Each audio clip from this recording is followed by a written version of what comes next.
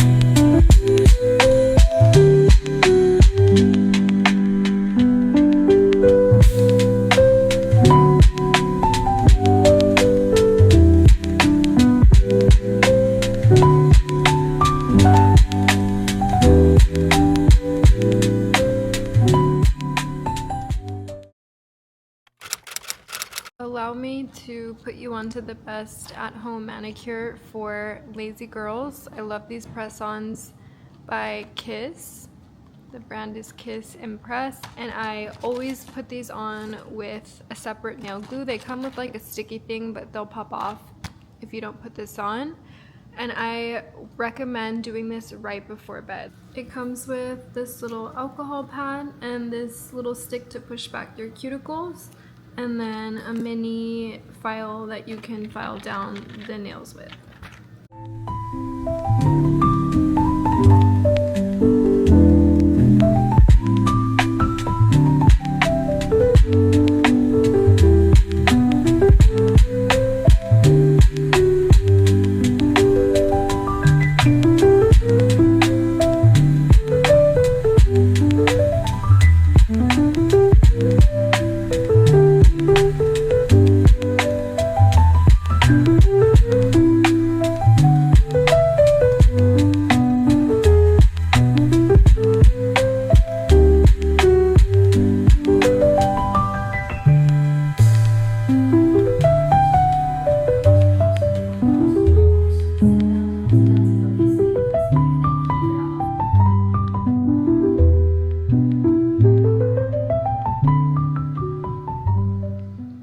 Classic red manicure. I was having a rough couple of weeks a little while ago, and my friend Riley got me the cutest little Twin Stars mug and some snacks to cheer me up at like a Hello Kitty shop she found.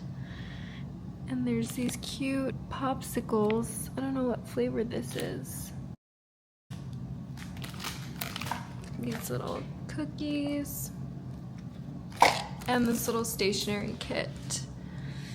Just a super cute nostalgic gift. It really cheered me up, and I'm so grateful for having good girlfriends and my sister that always cheer me up when I'm feeling a little bit down. It really is just like the littlest things that can make you feel better.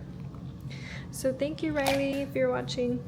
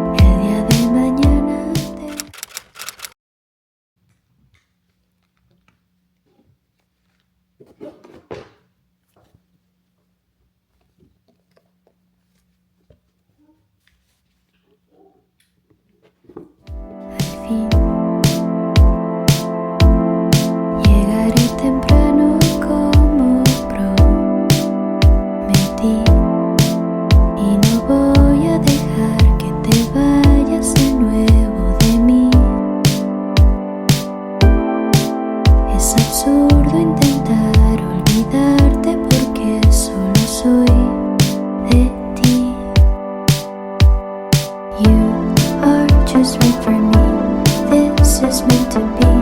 Te quiero aquí por siempre. You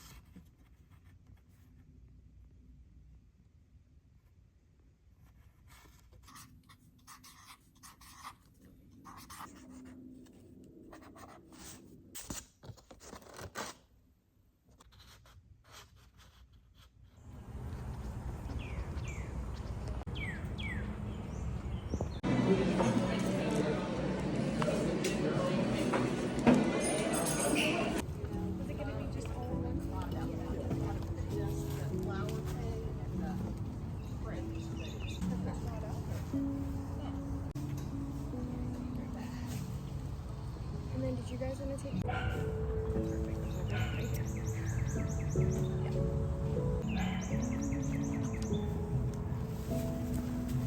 here.